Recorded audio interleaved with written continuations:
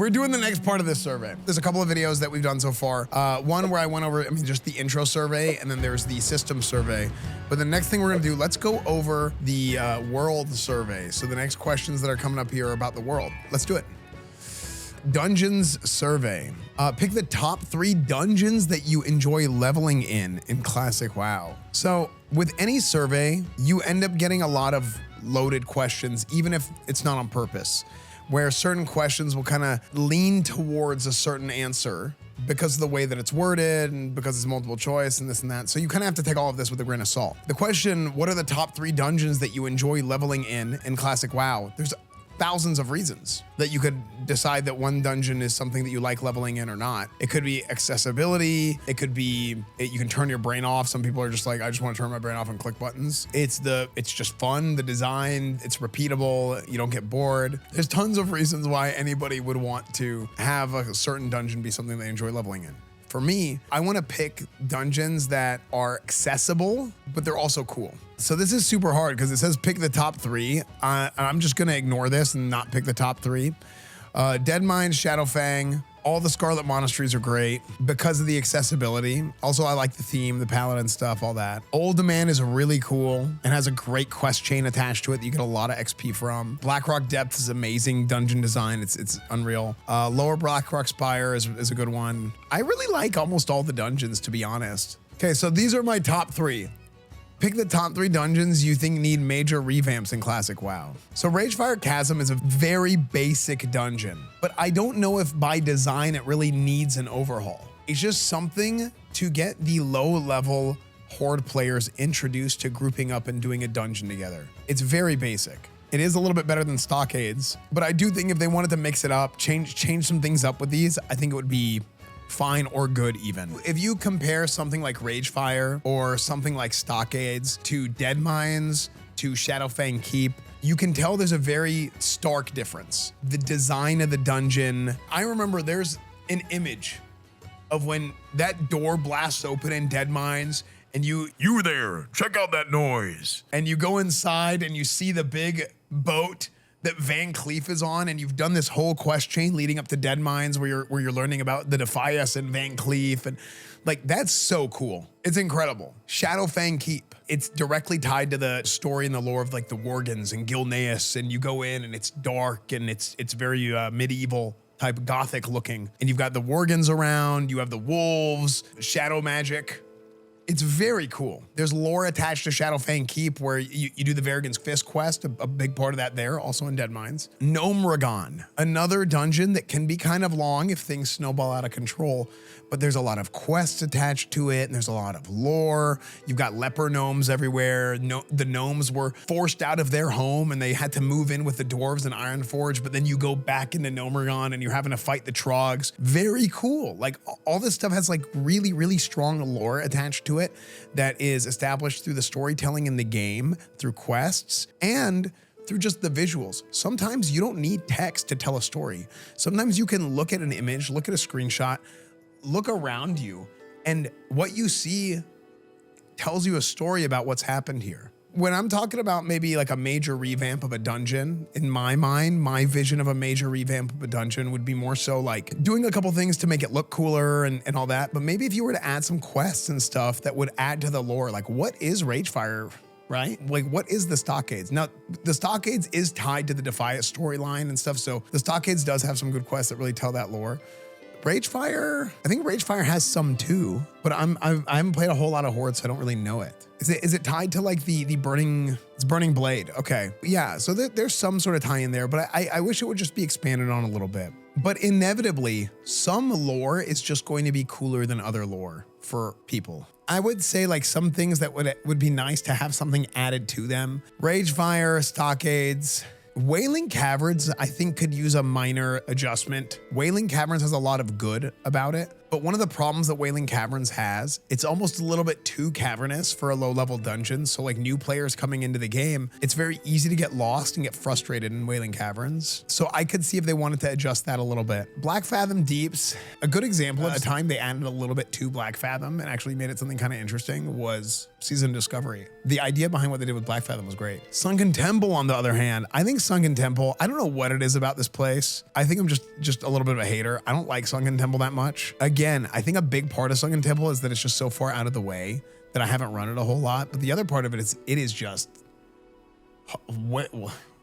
this is confusing. And I wish you could make it a little bit less confusing without really like hurting it that much. But maybe there's something there. I don't really have a strong opinion on this one. The number one thing that needs to happen with all the dungeons in a Classic Plus, each dungeon needs to have plenty of quests and lore and storyline around it. I say this under the impression that they are going to add more quest zones and hubs for the mid-ranges. While leveling, doing different things, opening up more zones and stuff like that is cool, but also having more lore building type things to tie into the dungeons. At launch, given a finite amount of developer resources, should more effort be put into creating entirely new dungeons or improving the old dungeons? Given a finite amount of developer resources, I don't think the old dungeons are so bad that if you had to pick one, I think it is important to sprinkle some new stuff there. But if you had to pick one, you should add some new dungeons. Ideally, they should do this. Try to balance between the two by making new ones and fix the extra bad old ones. It's like, just don't have finite resources. Is my opinion on this is don't have finite resources. Blizzard, just give them the keys. Let them do stuff. Should more open world dungeons and quests associated with be added?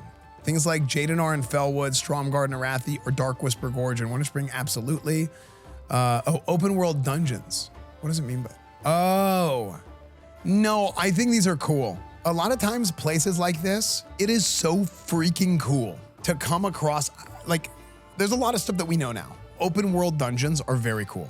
Open world dungeons, the phrase that they're using here to describe some of these areas, it uses Dark Whisper Gorge, Stromgarden, Arathi, Jadenar, and Fellwood. It uses these as examples of what he means by an open world dungeon. I think these things are very cool because they give life to the map. They give life to the level design of Classic WoW and really make it so special. I talked earlier about how you can go into an area and just looking at something can tell you its story.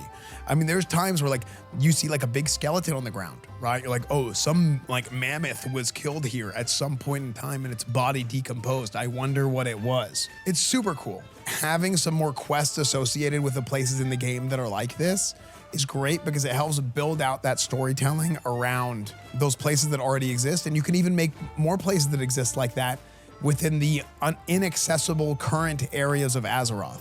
And I'm talking Hyjal, Twilight Highlands, and so forth. The idea of when it comes to level design and stuff, you get a level designer who gets it to put some things out there, it's big time. I think it's wonderful. It's very, very good. Next question. How do you feel about rare spawns inside of dungeons?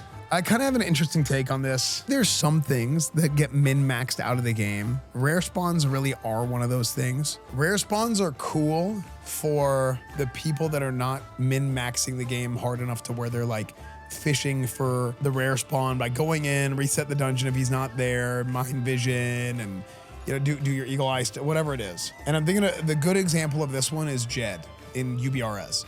Jed drops the Briarwood Reed. It's a 29 spell damage trinket that's really, really good in the early parts of the game, but also carries through Vanilla WoW for a couple of patches. A lot of times when you're running Ubers and you're running Upper Blackrock Spire, people go in there and they just fish for it. Oh, it's not here. They run out, reset, and they do it again. They run out, reset, do it again until they finally see him.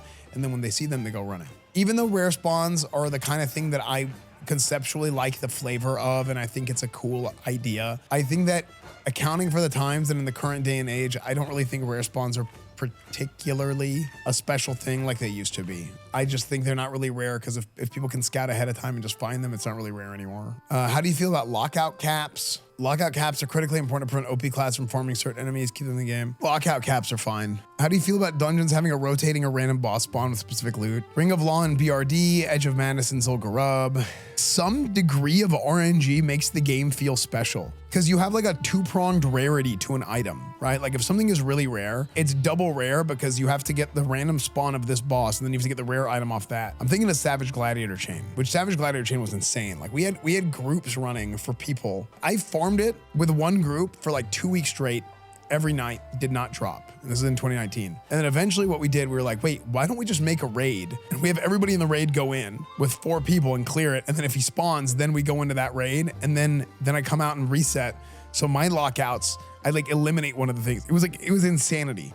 So we did like for me and for Mad Season and whoever else didn't have it, we were just like doing these groups to kind of get people in our guild like set up for it. It's like, hey, we're not doing anything, we just do this. The issue isn't the event, the issue is the item being too good. And Brer, I think you might make a really good point there. Yeah, rotating or random boss spawns, I think add a certain flavor that are definitely annoying, but it also feels good whenever you get to them. The issue is more so the loot that drops off them being too good. I think where the issue really comes about is when the loot that drops off of them is too good. That's when you get annoyed. Otherwise, it's like, oh, okay, we have this boss this week. Oh, we have this thing this week. That's kind of fine. Like that's kind of fine. That's kind of cool even conceptually. But if there's like a certain item that like you really want off one boss and it's like, oh, we didn't get it. Oh, we didn't get the boss. I don't even have a chance. If you over optimize all the RNG out of the game, then nothing really will feel special. So I think it's probably not a good idea. I think it's probably not a good idea to try and get rid of any sort of like rotating or random boss spawn. But more so the loot that drops off of them needs to be loot that is not so much better than everything else that it ends up being frustrating to not get it. This is actually a very tough question when it comes to like a design standpoint. I think there needs to be some sort of like adjustment to this, but I think you shouldn't really get rid of it. Heroic dungeons and Classic Plus, no. Mythic dungeons, no. Should certain boss or areas be locked behind requiring a specific class or profession in your dungeon group? A rogue unlocking a door, a druid communing with an animal? A druid doing what? Furries? Can you guys think of an example of this in Classic right now where there is only one way to get through something? I don't think there should ever be only one way to get through something, but I think having one way to get through something that is easier with like a class or something, but then you can also do it with a profession is fine. Many paths to a goal, yeah. And I think giving players that agency is really important. Good game design. Also, it's interesting and cool whenever you find out something that you're like, oh, I didn't know that. Should player power chase items be extremely low drop rate items in dungeons, or should those only be cosmetic drops? Fell Striker Iron for SGC.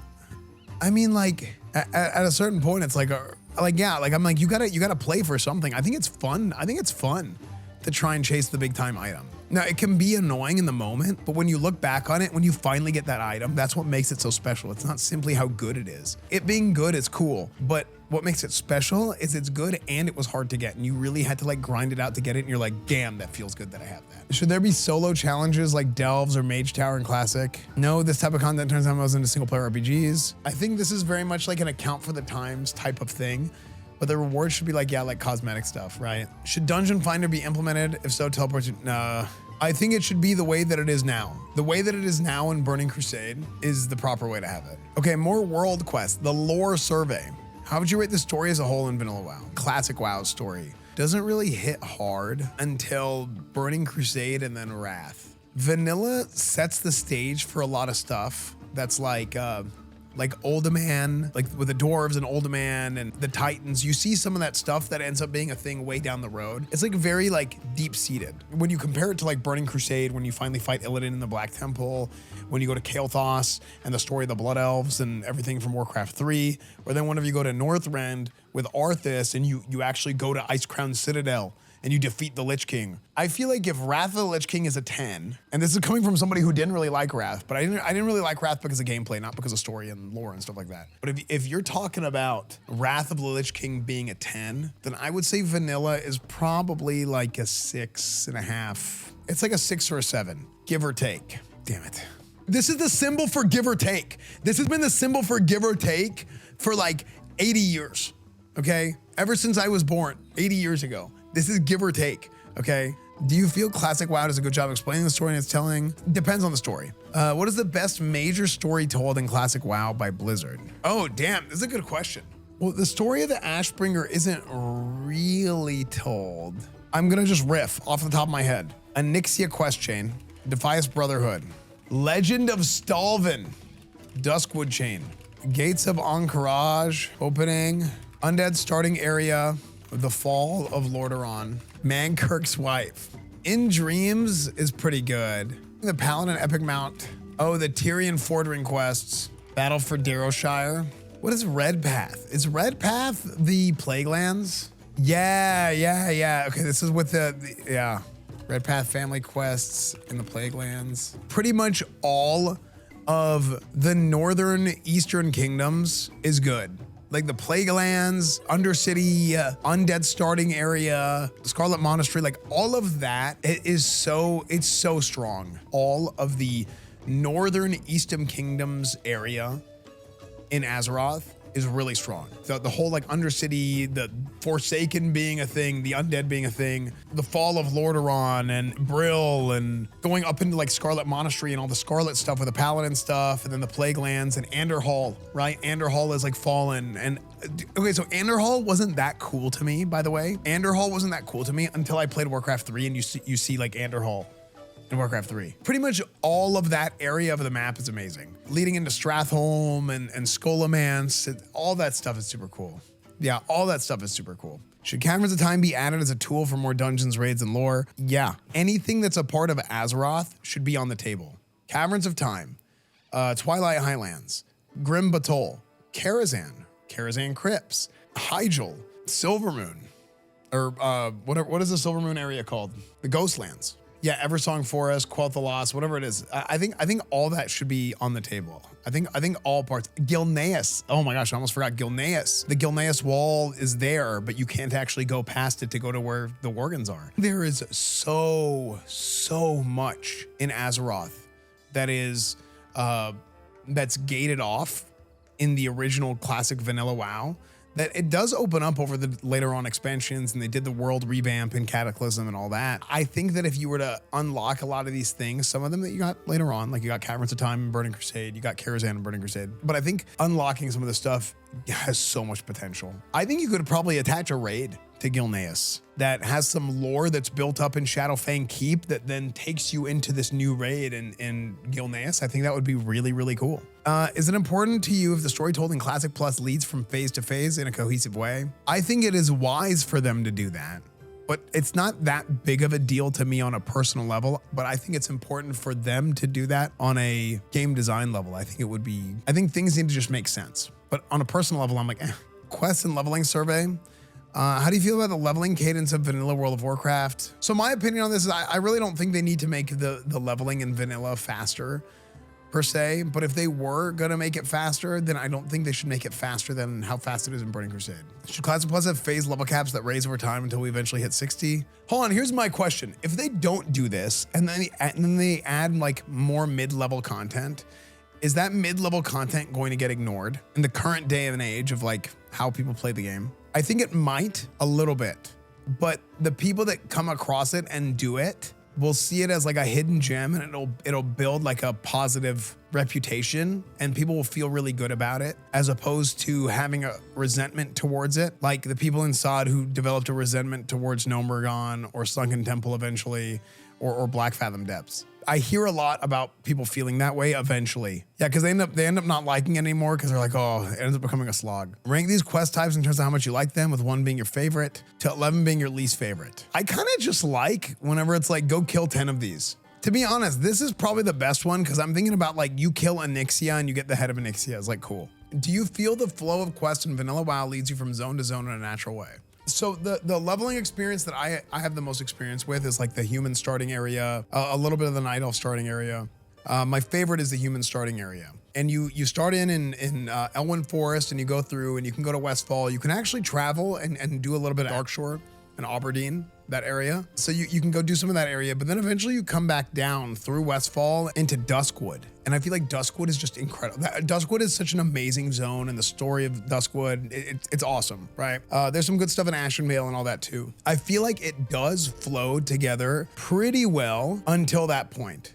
I think Alliance leveling, you have like a pretty nice path. If you don't leave Westfall in the middle of the teens, then you're gonna have some trouble which is why, like I said, like, you know, you kind of go back up to like Aberdeen, Darkshore area, and then you come back down. So at some point you do kind of need to leave there. You don't have to, but in terms of like having like a cohesive leveling experience, whenever you come back down, again, Duskwood is beautiful. It's amazing.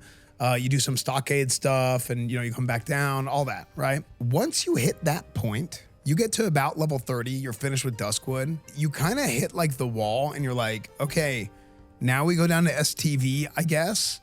But then STV kind of turns into a shit show pretty quickly, where you have to run around and like find all these things, and you have like panthers that are in stealth. And then my reaction to that is, well, time to go to Scarlet Monastery. And then I go to Scarlet Monastery, and I love Scarlet Monastery, so I'm fine with just sitting there grinding out Scarlet Monastery. I get my Scarlet Armor, and I get my Ravager, and you know, you can go back to Desolace if you want to go pick up the quest for the Bone Biter, and there's some stuff to do around Scarlet Monastery. So that's like great for a few levels, right? Still feels good. 30 to 40 in SM every time. A lot of people do that. I like doing that, but man, you hit level 40 and you walk out of Scarlet Monastery and you're like, okay, missing diplomat, Paranoid Tiara. Okay, you gotta travel. I mean, you're like freaking FedEx flying all over the map to do this quest. You go to the Arathi Highlands, and then we go back to STV. You gotta go to the bottom of STV, and then you go to the top of STV, and it turns into like a, like way too dank, way too dank from 40 to 50. This is the Alliance experience for me. And then you hit level 50, and once you're in the level 50s and you go back to the Plague Lands, you're like, dude, this is what I'm talking about, right? You go to Chillwind Point and you're working through the ruins of Anderhall, and then eventually go to the Eastern Plague Lands and you do the Tyrian Fordring quest, and it's very cool. It's very cool. So I feel like you hit this, like the midpoint of leveling, and I'm talking like the 30, 40, 50 range, especially 40 to 50 for Alliance. And it seems like a lot of you guys are saying that Horde feels very similar in that same sort of like, between 30 to 50 is where the leveling gets really weak. And I'm kind of looking back on my own Horde leveling experience. I haven't played a lot of Horde, but I kind of felt the same way, like going up through Stone Talon Mountains, going through the Barrens into Stone Talon Mountains, and then into Desolace a little bit is like, okay. And then once you get into Desolace, it starts turning into like a shit show, I think. The number one rep paladin. Should there be more quest hubs within the existing zone? Yes, absolutely. I think that's a wonderful idea. Heirlooms that you can send to your alts for increased XP games. I don't like heirloom items. I think one of the problems with heirloom items, let's talk about the pros and cons of heirloom items. So what are heirloom items? Heirloom items are a special account bound item that you get that you can trade across your characters, or you can send to your other characters, your alts, that like scale with your level, and they give you like an XP bonus. So it encourages you to play more characters, it encourages you to make more alts. This is the idea behind them. So it's like, yeah, so you can just keep that armor on the entire way of leveling up. You get an XP bonus whenever you kill stuff with that, so that you level faster, because you already did this once. You don't need to do it again at the same rate, right? You can just level up quickly. You already know how to play the game, so you know it's easier to learn a new character at that point once you get to max level. Here's something else that heirloom items does that is good. Something else that heirloom items do that is good is, oh, I already have a piece of gear. If I'm playing with a new player who doesn't have heirloom items and an item drops in a dungeon, then I don't need it, so he can take it and he can level with that, right? But maybe, like these are all like pros of heirloom items. I think that heirloom items are really boring. And I know a lot of people who, they get frustrated with heirloom items, because the best feeling that you can have in a game like Classic WoW, where gear matters, loot matters so much, is getting a new item. Specifically, like getting a new weapon is like really sick, right? But getting these new items and getting these upgrades feel really good. So now you are taking this away from the entire leveling process, and you're just like going through the motions and just trying to level as fast as possible. And it's like, okay, well, you don't have to use the heirloom items. You know, you can go to dungeons and you can get that new weapon and you can get those experiences that you want. Yeah, but I feel pigeonholed into having to use the heirloom items because they give such a huge XP bonus. While I think that the idea of having something that you can send to your alts for an increased XP gain once you have a max level character or something like that could be cool. Dark Age of Camelot had something called /level, that if you had a max level character, you could start a new character at level 20. I don't think this is a solution, but I'm just saying something that another game did. I think having some kind of item or special thing where if you, hey, I have a max level character, I can level an alt with less of an XP needed per level, you get XP percentage bonus, something like that is fine, but you're really like sucking the fun out of the game whenever you make it a piece of gear that they have to wear, and then you feel pigeonholed into using that gear, and then there's no gear upgrades, and you're just wearing the same thing, and you're effectively doing the same thing for 60 levels. It's like kind of boring. I think if you wanted to have something that was like an heirloom type of situation where you're all to be able to level up more quickly, if you were gonna add that, it should be something that is not a piece of armor or gear or something like that, because it's just kind of boring. Maybe it's some kind of like consumable, like it's like a flag that you can turn on and off. I don't know. You could have it be like a tabard, actually. Heirloom XP tabard, maybe. How would you feel if your alts got increasingly more XP the more max level characters you had? No opinion. Maybe they could be cool. Classic survey raids. Okay. Now there's 2 more parts to this, chat. Raids and zones. Should there be level up raids that give strong items and require temples players? I think having mid-level raids are kind of cool. I think some of the stuff they did in SOD with that was actually kind of cool. How do you feel about catch-up raids? ZG AQ20, I'm telling you, man, especially ZG, this is like the lifeblood. It is like the unsung hero of classic WoW. Are raids that are catch-up raids by design, and they're natural catch-up mechanics. When you don't have these band-aid fixes on everything, where like they try and force a system into the game to try and fix something, it's so good. This was one of my problems with SOD. I've talked about this plenty of times. I think Season Discovery had some really strong gameplay elements to it, but from a system standpoint, I thought it was really weak because it just felt like, this is broken. Let's slap a stamp on there that's gonna, there we go. Ugh. What's it called? In Chinese, flex tape. Yeah, dude, I feel like a lot of SOD was like, oh crap, damage is going out of control in PvP. Let's get some flex tape and smack that on there. I don't think that's good. But from a gameplay perspective, I think there was a lot of really good gameplay parts of SOD. It just, from a system standpoint, I just felt like it felt really weak, and it just didn't really feel like, it didn't really feel like an iteration on Classic WoW. It didn't feel like it was Classic WoW being iterated on. Ideal raid size for Classic. 40, 20, and that is it. Oh wait, 10 for like UBRS. Actually, UBRS used to be 15 man. 40, 20, 10 man raids. How do you feel about raids or bosses as requiring resistances in Classic? I think resistances are fun. Raid should have multiple difficulties? No. If there were different difficulties of raid, how should loot differ? Like, I think in Burning Crusade, they should have a heroic mode for post-nerf and a pre-nerf mode is normal, and I think they should give one more piece of loot on heroic mode. So I think just more loot, because that's it. Cooldowns reset in raids after a wipe successful kill. Am I crazy for being totally fine with this? I think yes, even. But recklessness for every boss is kind of insane. Battle res for every boss is kind of insane. Some of these cooldowns are like too strong.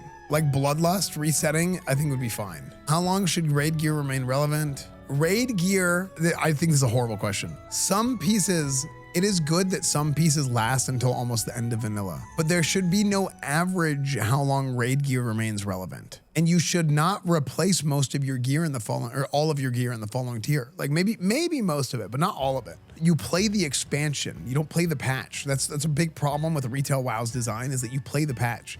And it's not necessarily a blanket problem with retail, because of how the game has evolved. People will just come back and they want to play the patch because they want to like do the easy stuff to be competitive pretty quickly.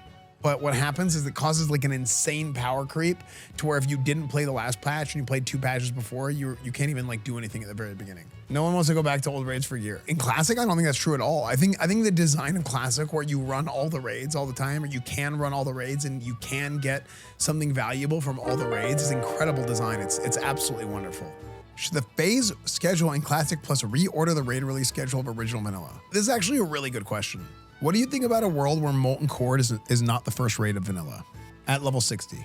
I think there's a world where they could reorder it, but I kind of tend to lean towards maybe the first one should be MC. But then after that, maybe Blackwing Lair is not second. I don't know. I think adding another like dungeon raid hybrid like UBRS and having it be like a 10-man before that, like at level 60 is cool. Maybe even adding a 20-man before the ZG patch could be cool. Here's the final part of the world survey: zones. Do you want new continents, world dimensions added to Classic? Everything is just so subjective, but talking about absolutes in this thing is like, okay, well, what if they wanted to add Northrend? Outlands, but keep it 60? I mean, but I think it should be in Azeroth. So it's like, yes, if done well. If yes, check all that you'd like to see, not as a launch, but vanillafied. See, like, okay, I wouldn't consider these new continents world zones. Like Eversong, Hyjal, Ghostlands, Isle of Quel de Nos, maybe. Azurmis, Bloodless, not Outland, not Vestir, not Deep Home, Oldham, Twilight Highlands, Tolbarad, Gilneas, the Lost Isles off the coast of SUV, the Emerald Dream, available via portals. Potentially, this is like potentially. This would be Emerald Dream, I feel like would be like late stage Classic Plus. Not Pandaria, not Draenor, Coltiris. I mean, this is all a lot of stuff like Zandalar, Darkspear, Dragon Isles was... Kazan is the goblin place. Ogre Zonia, I wonder what that is. So there, Telebeam. I think Telebeam would be really interesting. Honestly, even Northrend could be cool. Would you prefer Blizzard on improving existing zones or adding new ones at launch? I think that priority should be adding new ones, but I think they should do both. Somewhere in between, okay. Should there be more fast travel options in Classic? I think there should be, because if they were to add more places, by the way, I don't think they should add all of these. I think they should all be on the table. Ships and Zeppelins, flight paths, having multiple Hearthstones. I think having a second Hearthstone could be okay. If the world gets big enough, then you need to add a little bit of something, right? Should the phases in Classic Plus feature limited time or rotating world events? Yeah. Should the phases that Classic Plus progresses through change the world in a permanent way, like the Cataclysm? This is gonna sound kind of funny, but again, this is another pigeonhole question. Conceptually, yes, because hey, the Oldham patch is in and Oldham is going to be unlocked. So it would evolve the world in a permanent way, but that's a different thing than retaining the old world feel. It's not a different thing than retaining the old world feel, because you can still do that, but now you have added something and you have evolved the world. So anyways, that's it for the world quest on the survey. I mean, there's still one more survey left, one more set of survey questions about the players. I'll still do that. But there's just a lot of discussion and a lot to talk about. So I know people at Blizzard look at the comments of my YouTube videos and they watch my stream and they read the chat. And so a lot of the feedback that you guys give directly, it actually goes a long way and people do see it. So if you guys are supportive, please be supportive. If you guys are, you know, want to leave a comment, or if you guys want to support Classic Plus and talk about it, please talk about it. Like the video, subscribe, leave a comment. I hope you guys enjoyed the video, and make sure to join the Twitter community, the ESF Twitter community. Join my Discord. Come watch my streams live. I stream almost every single day and I do everything on my stream. I come from Classic WoW. I was an old private server guy and I've gone around the world at this point. I do sports. I do IRL travel, variety games, new game launches. I do everything at this point, but my heart's always going to be here, and I'm so passionate about Classic Plus and the provision of the best version of Classic WoW that people can have. And Burning Crusade. That's why I'm full send back for Burning Crusade. Thank you guys for watching, and we'll see you guys next time.